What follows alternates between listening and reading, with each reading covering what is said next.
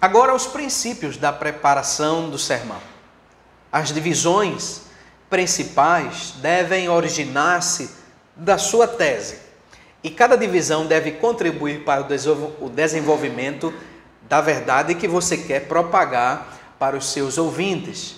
Então, as suas divisões devem expressar a verdade que você quer passar para os seus ouvintes. As divisões principais devem ser totalmente distintas umas das outras. Você não pode falar do mesmo assunto nos tópicos do seu sermão. As divisões principais devem ser dispostas em forma de progressão. Lembre-se, o seu sermão tem começo, meio e fim.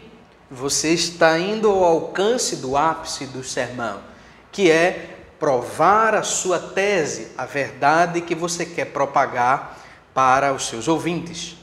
Quando a tese é uma afirmação que requer prova, as divisões principais devem esgotar a posição apresentada ou defendê-las apropriadamente. Cada divisão deve conter apenas uma ideia básica. Por isso, tenha cuidado na elaboração das divisões do seu sermão, para que a verdade que você quer propagar através do texto bíblico seja fixada na mente do seu ouvinte, que o seu ouvinte entenda o que você quer passar para ele.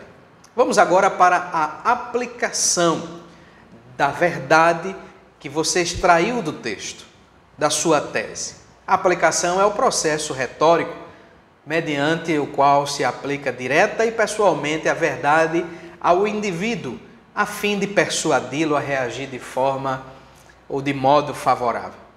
O momento da aplicação deve ser determinado pelo conteúdo da mensagem. Em geral, faz-se a aplicação depois da apresentação de cada verdade espiritual. Nós temos pregadores que aplicam o texto e a verdade do texto apenas no final do sermão. Eu, particularmente, gosto de aplicar logo após cada tópico explanado. Então, assim que eu termino o primeiro tópico, eu faço uma aplicação. A aplicação requer uma resposta do ouvinte. Uma segunda aplicação após o segundo tópico. Uma terceira aplicação. Faço um resumo de tudo aquilo que eu falei e concluo o meu sermão. No sermão expositivo, que exige muita exegese, se as verdades expostas não forem aplicadas à medida em que a mensagem progride, quanto ela vai alcançando seu ápice, haverá a tendência de o discurso tornar-se, para uma parcela dos ouvintes, pesado e difícil de acompanhar. Talvez você já tenha pregado e já tenha visto irmãos dormindo.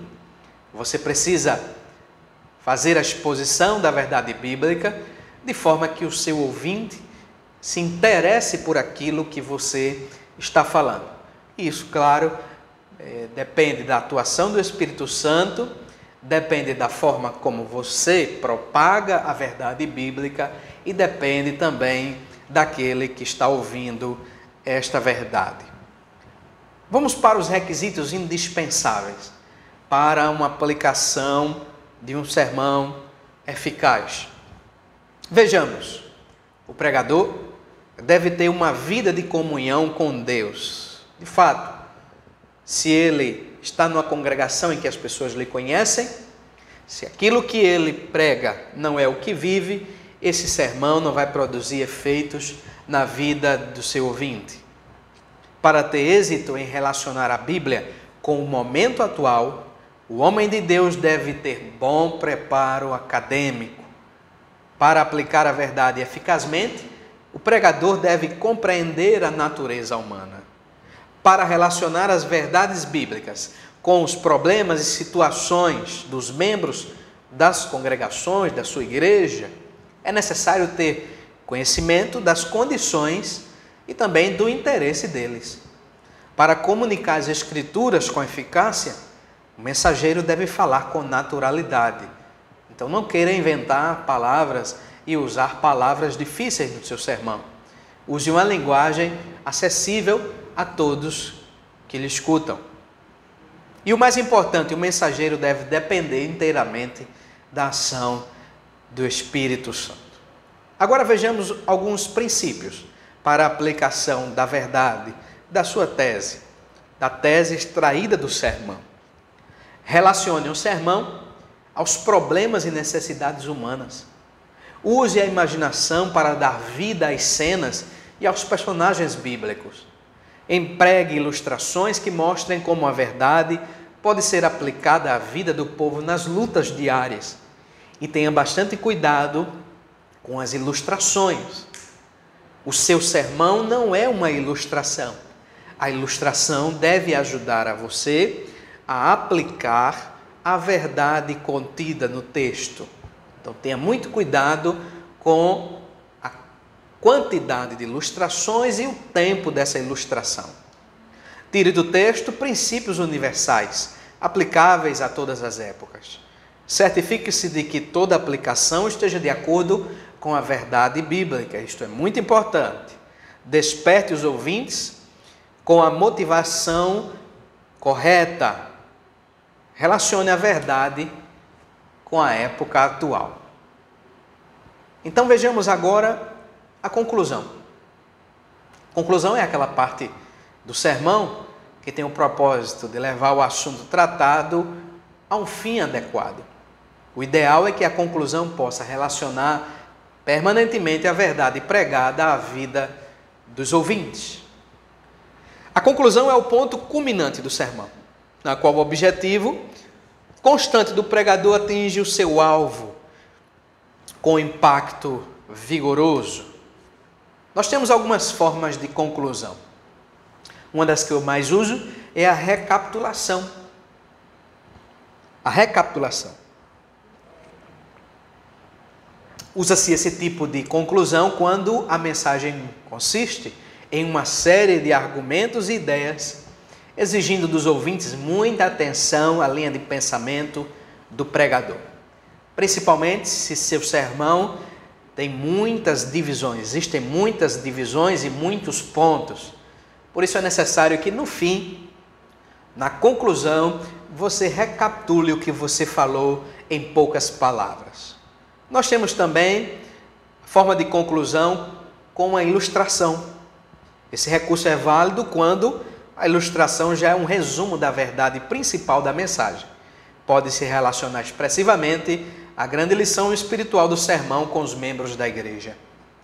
A aplicação: conclamar o povo a uma resposta às verdades apresentadas na mensagem. E também, através da motivação, incentivar os ouvintes a responder pessoalmente ao desafio apresentado. Vejamos agora os princípios para o preparo da conclusão. Então a conclusão deve ser breve, deve ser simples, deve ser escolhida com cuidado e atenção. As últimas palavras da conclusão deve estar expressa no esboço, em poucas orações ou frases. Tenha cuidado para na sua conclusão você não iniciar um novo assunto. É comum entre pregadores isso acontecer. Ao invés de terminar o sermão, o pregador usa novas palavras, palavras que ele não usou no sermão, ou assuntos novos na conclusão. E aí pode causar um impacto negativo nos seus ouvintes. Encerramos assim o nosso quarto e último bloco.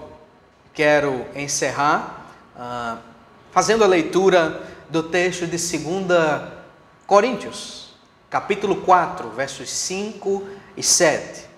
Esse versículo deve fazer parte da vida de todo o pregador. O apóstolo Paulo diz assim: mas não pregamos a nós mesmos, mas a Cristo Jesus, o Senhor, e a nós como escravos de vocês por causa de Jesus. Mas temos esse tesouro em vasos de barro, para mostrar que esse poder, que a tudo excede, provém de Deus, e não de nós.